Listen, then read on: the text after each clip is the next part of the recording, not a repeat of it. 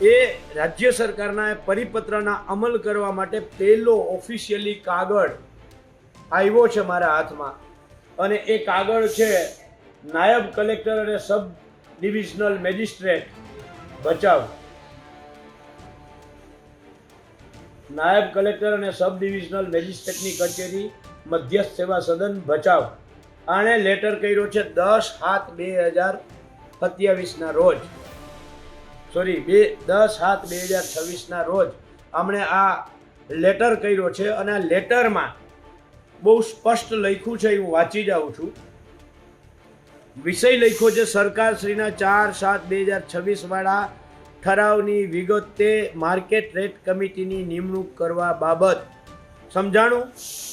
Market rate કમિટીની નિમણૂક કરવા માટે. અને એમાં કયા કયા ગામો છે તો સાંથ, ઉમૈયા, ફતેહગઢ, શેલારી, પ્રતાપગઢ, વ્રજવાણી, કુંભારિયા, ખાનપર, વેકરા, કીડિયાનગર, ભીમાસર, પ્રાગપર, ટિંડલવા, ખીરઈ, ગેડી, ડાંભુડા, ખાડેક, મેવાસા, હમીરપર, ભરીડિયા, સઈ, ગોવિંદપર, બાદરગઢ, બેલા, મોવાણા, વ્રજવાણી, ખીરઈ અને સેલારી. આટલા એટલે 28 ગામોની જમીનોની કિંમત નક્કી કરવા માટે આ જે વીજ કંપનીઓ છે આ ગામોમાંથી વીજ લાઈન કાઢવાની છે. અને એ વીજ લાઈનો કાઢવા માટે 28 ગામોના ની જમીનની કિંમત નક્કી કરવા માટે કમિટી બનાવવાની છે, માર્કેટ રેટ કમિટી. અને એ કમિટી બનાવવા માટે આ સરકારે કાગળ તૈયાર કર્યો છે સબ ડિવિઝનલ મેજિસ્ટ્રેટ અને નાયબ કલેક્ટર ભચાવે. એમાં લખ્યું છે ઉપરોક્ત વિષય પરત્વે જણાવવાનું કે સરકારશ્રીના ઉક્ત સંદર્ભવાળા ઠરાવની વિગતે ટ્રાન્સમિશન ટાવર માળખાના સ્થાપનને કારણે ટાવર આધારિત વિસ્તાર, ટાવરના 4 પાયા વચ્ચેનો ભાગની જમીનના નુકસાન પેટે માર્કેટ રેટ કમિટી દ્વારા નિર્ધારિત જમીનના બજાર કિંમતના 200% એટલે 2 ગણા જેટલું વળતર તથા રો કોરિડોરના કારણે જમીનના વળતર સંદર્ભમાં જમીન માલિકની જમીન ઉપરથી પસાર થતા વિસ્તાર માટે માર્કેટ રેટ કમિટી દ્વારા નિર્ધારિત જમીનની બજાર કિંમત ધ્યાને લઈ વળતર ચૂકવવા જોગવાઈ થઈ આવેલ છે. સમજાણું? 4 પાયાની વચ્ચે છે એમાં 2 ગણું વળતર, અને કોરિડોર છે એમાં કોઈ 2 ગણું કાંઈ નહીં. એ જે નક્કી થાય એના 30% તમને મળવાના છે. જે કમિટી મહેરબાન જિલ્લા કલેક્ટર સાહેબ શ્રીના અધ્યક્ષ સ્થાને યોજવામાં આવશે અને તે કમિટીમાં 2 સભ્યો જમીન માલિકો વતી પ્રતિનિધિ તથા ટ્રાન્સમિશન સર્વિસ પ્રોવાઈડરના પ્રતિનિધિ રહેશે તેવો ઠરાવ થઈ આવેલ છે. સબબ સરકારશ્રી દ્વારા થઈ આવેલ જોગવાઈઓ અન્વયે આપના ગામમાંથી પસાર થતી વીજ લાઈન અંગે માર્કેટ રેટ કમિટીની નિમણૂક માટે સભ્યની નિમણૂક કરવાની થાય છે.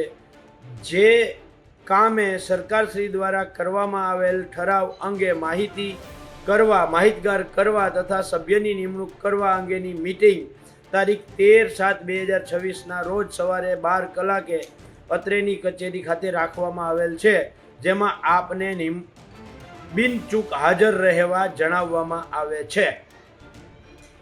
આ માર્કેટ રેટ કમિટીનો 4/7/2026 રોજ થયેલા ઠરાવના આધારે ભચાઉના મેજિસ્ટ્રેટ, નાયબ કલેક્ટર અને એડિશનલ સબ મેજિસ્ટ્રેટ એ આ લેટર કર્યો છે. પણ લેટર કોને ઉલ્લેખીને કર્યો છે? આ લેટર 28 ગામ જે હું બોલ્યો ને એ ગામોના સરપંચને ઉલ્લેખીને કર્યો છે. સમજાણું તમને? સમજાણું? આ 28 ગામમાંથી એક પણ માની લ્યો કે વ્રજવાણીમાંથી દેવરાજભાઈ ચૌધરીના ખેતરમાં થાંભલો આવે છે તો દેવરાજભાઈને વ્રજવાણી ગામનું નામ છે, સમજજો, પણ દેવરાજભાઈ જે ખેડૂત છે અસરગ્રસ્ત એનું ક્યાંય કરતા ક્યાંય નામ નથી. સરપંચનું નામ છે, સરપંચને આમંત્રણ આપ્યું છે. ફતેહગઢમાં પરબતકારા ચૌધરી ખેડૂતના ખેતરમાં થાંભલો આવે છે, પણ એનું ક્યાંય કરતા ક્યાંય નામ આમાં નથી. સમજાણું તમને? જે જીતુભાઈ વાઘાણી કહેતા હતા, જે પ્રેસ કોન્ફરન્સ પહેલા દિવસે કરી અને જેનો મેં વિરોધ કર્યો, એમાં એવું કહ્યું હતું અસરગ્રસ્ત ખેડૂતોની કમિટી બનશે. આમાં તો સરપંચોને તમે બોલાવ્યા છે ભાઈ.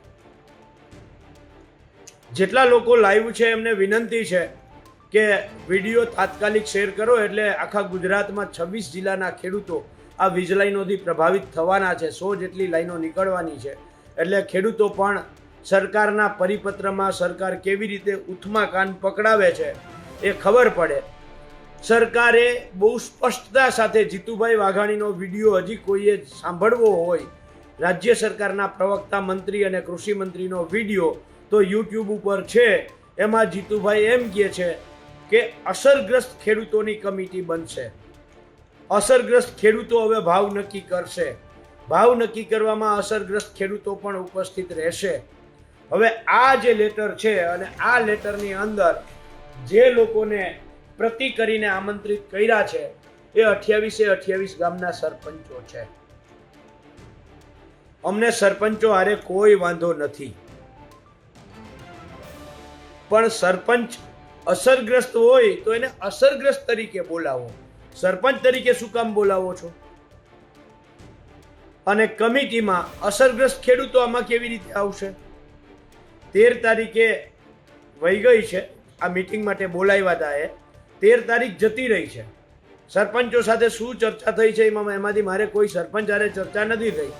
પણ પહેલો વાંધો એ છે કે આ આપણે કહેવત છે ને કે પુત્રના પારણામાં અને વહુના બારણામાં, એમ આ પહેલો જ કાગળ આખા ગુજરાતમાં માર્કેટ રેટ કમિટી બનાવવા માટે આ પહેલો કાગળ તૈયાર થયો છે. અને પહેલા જ કાગળની અંદર સરપંચોને બોલાવ્યા છે. બધા જ સરપંચો દબાયેલા છે એવું હું નથી કહેતો, પણ અત્યારે ગુજરાતની જે રીતે પરિસ્થિતિ થઈ છે એ રીતે ગુજરાતમાંથી ઘણા બધા સરપંચો છે એ સરકારના પ્રભાવમાં છે, દબાવમાં છે. નાની મોટી ગ્રાન્ટ માટે પણ ક્યાંક ને ક્યાંક, એટલે આમાં કોઈએ બંધ બેસતી પાઘડી પહેરવી નહીં. હું તમામ સરપંચોને કહેતો નથી, કેટલાક સરપંચ શબ્દ વાપરું છું.